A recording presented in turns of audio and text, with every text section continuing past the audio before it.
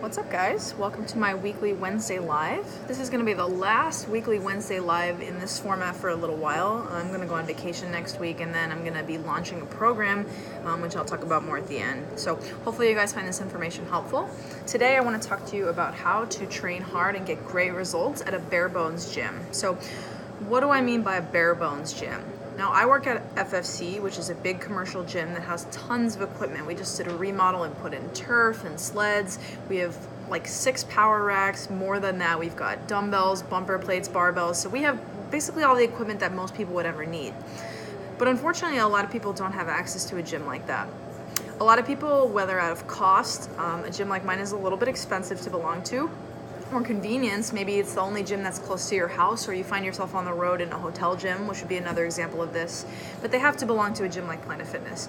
And there's a lot of information in the fitness industry that if you belong to Planet Fitness or you work out there, that you're just doomed to have bad results, you're doomed to be out of shape. And I used to believe this too. So when I first got into lifting, I've spoken about this before, I was really steeped in powerlifting culture. Powerlifting is what got me to really fall in love with strength training, even though I had dabbled in it a little bit here and there. I was reading a lot of writing by really hardcore powerlifters and people that own hardcore powerlifting gyms, and I would go in and my workouts would take forever, and I would test my 1 rep max all the time, and I would always be trying to add weight, and I would always be really pushing it. And I loved that type of training. It was a ton of fun for me.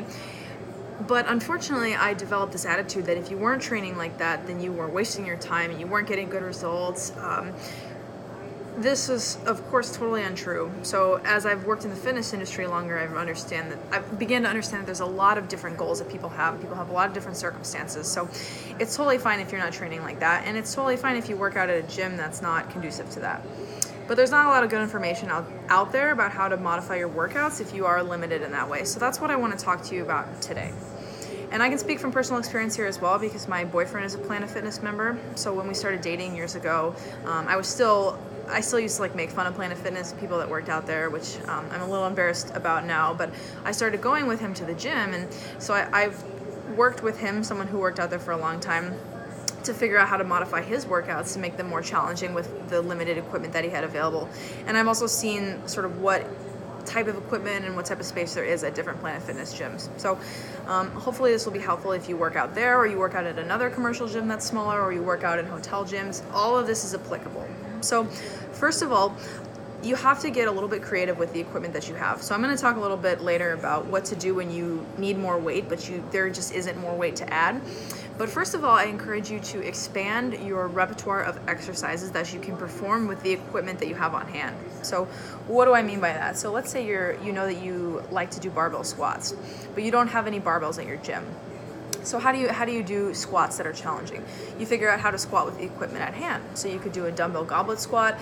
You could do some sort of modified front rack squat where you have 2 dumbbells in front of you. If you happen to have kettlebells, it's kind of unlikely that you would have kettlebells and not barbells, but there's also kettlebell squats that you can do as well. So that's one example. Pretty much anything that you can do with a barbell, you can modify and do with a dumbbell. Now it's going to change the demands of the exercise. For example, a barbell bench press versus a dumbbell bench press. A dumbbell bench press, you're going to be using a lot less weight. It's going to require more stability from your shoulders, but you can more or less get a similar training effect if you push yourself with a dumbbell bench press. Barbell bent over rows, you could do bent over rows with dumbbells. The list goes on and on. So if you're used to training with barbells and you're now in a gym where you don't have them, you can pretty much take everything that you were doing and add a dumbbell. It's not entirely true, but it is largely true for most basic exercises. Now, most of these gyms will also have a cable stack. So it's usually at least 2 towers, and they've got weight stacks on the bottom, and they've got pulleys that you can adjust up and down, and you can put different attachments on. And this is a really underrated and versatile piece of equipment. Usually people are pretty much doing chest flies and tricep press downs, but I use these with my clients to do all kinds of pulling exercises and all kinds of core exercises. You can even do some lower body stuff with them. You could attach a pulley at the bottom and do pull-throughs. Pull-throughs are a great option to train a hip hinge if you don't have a barbell, to do barbell deadlifts or barbell RDLs. You can attach a pulley to the bottom and you can do split squats where you're holding a weight in the opposite side arm and adding weight that way. So I would encourage you to play around with that. That's a really versatile piece of equipment as well. Most of these commercial gyms, a hotel gym not so much, but most of like the Planet Fitness style gyms will have tons and tons of weight machines. I've spoken about this before, but weight machines have gotten a really bad rap in the fitness industry as there's been this trend moving towards functional fitness. But the reality is you can still move relatively well if you're smart, and you can still get good benefit out of using weight machines if that's all you have available. Some machines that I like and actually use a lot are leg curl machines and pulling machines where you're doing some sort of like a chest supported row or something like that. But there are other things as well. I would encourage you to follow any instructions on the machine and make sure that it's set up in a way that fits your body. If you don't know how to do that, look for videos online. This is where people get into trouble with machines, is they force themselves into a position that's not a good fit for them. So if something feels wrong or feels like it hurts, then it might not be a good machine for you. But otherwise, if that's what you have available, feel free to play around with those. Don't feel like you are totally wasting your time if you're doing them. I probably would not do super heavy low rep stuff on a machine, but you can do lots of higher rep work and get a good training effect there. And then of course every gym will have some space for bodyweight training, whether that's single leg work or chin-ups, pull-ups on a stretching bar or something like that. You can use Smith machines, the attached barbells, to do inverted rows and push-ups. I probably would not use those for squats and bench press. I see that a lot at Planet Fitness. If you're a really experienced lifter, you can do these things safely, but most casual lifters are not going to be in a great position squatting with a Smith machine. So I would encourage you instead to do a dumbbell squat or a dumbbell bench press instead of using the Smith machine for that. So I've thrown out some ideas here, but if you know that you work out at a particular gym and you know what equipment's there and you feel like you're kind of in a rut, I would encourage you to do just a huge brain dump and think about all the exercises that you know using the equipment you have on hand. You can group it by equipment. You could say dumbbells and list all the dumbbell exercises you know, and weight machines and cable stack. Or you can do it, what I would do personally, but you might not want to do it this way, but you could group it by movement. So I would say, okay, what are all of the lower body pressing movements that I know that I can do? What are all of the upper body pulling movements? What are all the hip hinges? Things like that. And that way when you go in, you can pick one or two from each category to get a good full body workout in, and you won't be guessing and wandering around the gym. So the first thing to get a good workout at these kinds of gyms is just to learn about the equipment that you have, expand your repertoire of exercises, and get creative. You can oftentimes substitute an exercise that you know but don't have the equipment for with equipment that you have at the gym. So what do you do when you are using the equipment well, but you are no longer challenged by the weight you have at hand? So speaking about Planet Fitness, for example, the dumbbells go up to, it's like 70 or 75 pounds, and that's where they tap out. And they have a couple of set weight straight bars where it's like a barbell with little weights on the end, and those typically only go up to 50 or 60 pounds. So if you've been lifting for a while, especially if you're doing lower body stuff like deadlifts and squats, a lot of times you're going to very quickly need more weight to be challenged with weight alone. So there are a few strategies that I've used to help people work around this and make their workouts more challenging. Now, I will say that if your goal is like a pure strength goal, you may need to find a different gym to train at. So especially if you're trying to compete in powerlifting or something like that, you simply can't do that without barbells. But if your goal is just to look and feel better, to feel stronger, you can definitely work around this weight restriction. So the easiest thing to do would be just to add more reps at the same weight. So one thing that I've done with my boyfriend a lot is have him do sets of 20 rep squats with the 75-pound dumbbell. And while you may not be challenged with a set of 5 to 10 reps at a 75-pound dumbbell, most people are going to get a pretty good training effect out of doing sets that are 20, 25, or even more reps. That's going to really burn. If you've never tried it before, I definitely encourage you to check it out. You could even go at a slower pace. So like, let's say you're doing a dumbbell bench press at 45 pounds for a set of 8 to 12, and 12 is no longer challenging. Just add more reps, okay? You could do 13 reps one week and then 14 and 15. Like, you could really drag this out for quite a long time and see progress just by adding more reps at the weight you're working at or at the next weight above. So that's the first and easiest thing to do. Another thing that you can do is to strategically group exercises together to make them more challenging. So when I was doing online coaching with Brian Cron, I learned a ton of awesome training techniques from him that I never used before. And one that we did that was especially brutal was grouping similar exercises together in these big giant sets.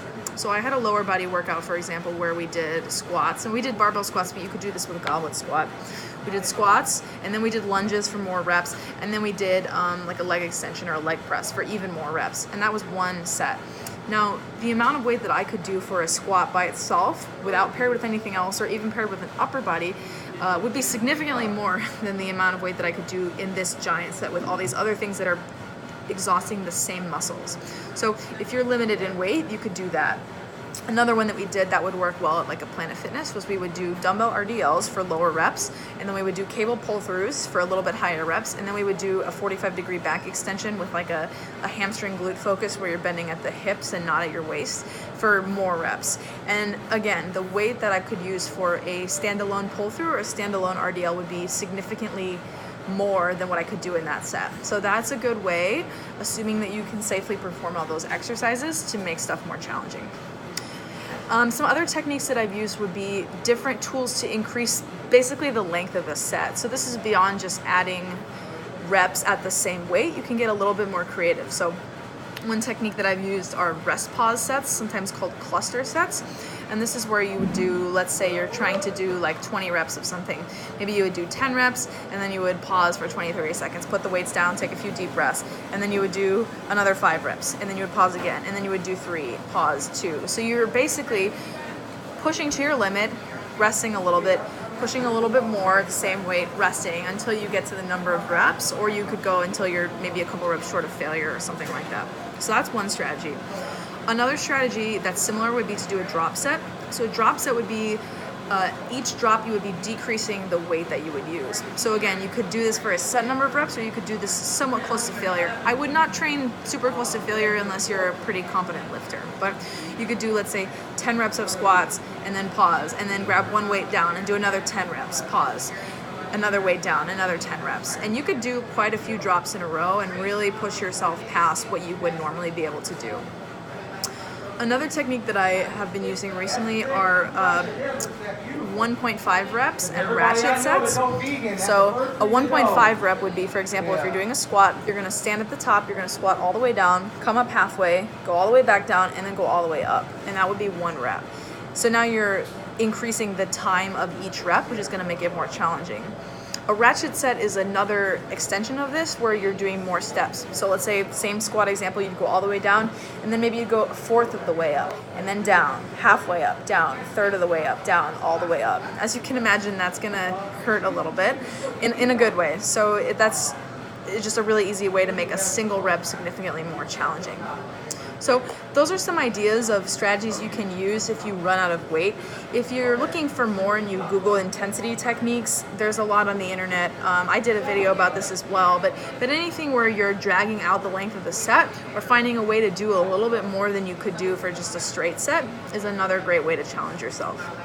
So just a few other considerations to keep things fresh and to keep yourself challenged at a gym like Planet Fitness. I definitely would try to do workouts that are organized efficiently in the gym. So you don't want to be wandering back and forth across the gym to do your supersets. So pick things that use either the same piece of equipment, like 2 things on a bench, or something that is like a dumbbell and a machine. Like you could pair a seated low row with a dumbbell goblet squat. They're going to be opposing exercises, so you won't need as much rest, and you can take that dumbbell for the goblet squat right over to the bench, so you're not taking up as much space. I like to use supersets and trisets in workouts because you get more stuff done. And especially when you're not doing heavy, neurologically demanding strength work, you will not need as much rest. And keeping your rest short is another great way to keep the intensity of the workout high. And then last but not least, I definitely would recommend getting on a program. Going to the gym without a plan is a surefire way to waste your time and to not see good results. And if you're not tracking your workouts from week to week or month to month, you're just not going to make as good of progress. It's going to be difficult for you to even know what you've been doing, to remember your weights from week to week and month to month. So I've been working on a program. I've been talking about this a lot on social media. It's called Full 45. It's a 3-month strength training program. It's going to be 2 weekly workouts that take about 45 minutes, And I specifically designed the workout so that you could do it without any barbells. It can all be done with dumbbells, cables, machines, and bodyweight stuff, everything that you would be able to find at a Planet Fitness or a gym like that. So if you've been looking for a change and you want to try some of these workouts out for free before I launch the program, I'm doing a beta test. I'm still going to send out a couple more. I've already sent out a couple, but I have posted a link in my in the description of this on Facebook, and if you're watching this on Instagram, it is the only link in my profile right now, so it should be easy for you to find. If you guys are members of Planet Fitness or other gyms and you want some questions about specific things that you're doing, I'm always happy to help. Feel free to shoot me a DM or pop in the comments. Thank you guys for watching. Have a good one.